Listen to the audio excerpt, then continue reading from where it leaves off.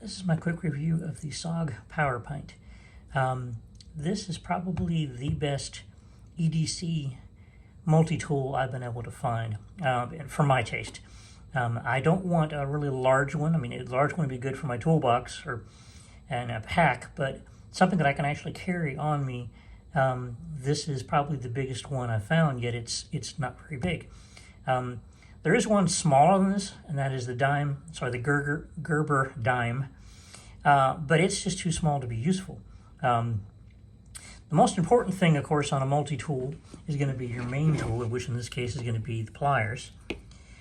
These pliers are a very respectable size, and because of the mechanism they use, it like doubles the strength of these pliers, so they can be extremely useful. This comes with a variety of small tools on the side, which I'm going to show you. They're all accessible from the outside. You have, for instance, here's a file. Here's a hook tool that's used for cutting open packages and ropes and so forth. Here's a small jeweler's flathead.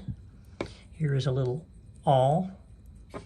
And then here is a straight blade, or a smooth blade. Now let me show you. All of these tools lock in place.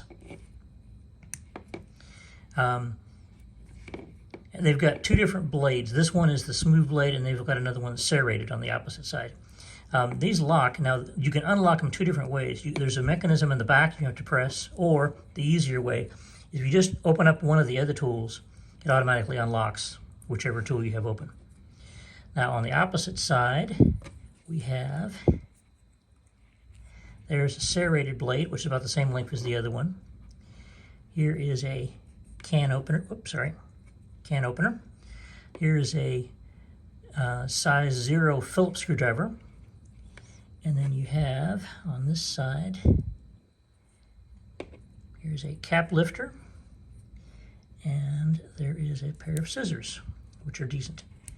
The main thing for me with a multi-tool, because I already carry a knife or Victorinox, is I want it to be good with a pair of pliers. If the pliers weren't good, the rest of the tool wouldn't matter to me. All of these tools are fairly good. The one thing that is missing from this that people complain about is it doesn't have a flathead screwdriver. There's two ways you can do that. One of them is some people have modified the, which one do they? Modified the cap lifter, this one, and they just grind it across, and they can make a flathead out of that. You can also put something on the end of the file. But what I would recommend, if without modifying the knife, which is the final tool on here, that, well, it's not the final tool, there's other ones, but some of them I don't count. They've got some, like you can stretch this out and you can turn it into a ruler. They have markings on here. They have a thing where they do a protractor, but those are just kind of gimmicky. The final really good tool is up here. You have a socket driver. Grab a socket here.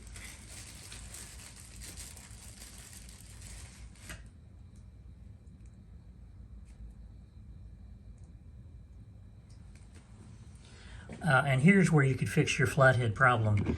This would take standard quarter size bits, and you can do, obviously you can bring along as many bits as you want. It has a magnetic holder on one side. Well, I wouldn't necessarily count on that, but you put it in here and you close it. And then it holds it fairly well. You can put any kind of bit here. You can put a bit extender, which I'd recommend. So what I do is I have a small little set here of bits that I can put in my pocket. And obviously it's up to your taste as to how many bits you want to take with you.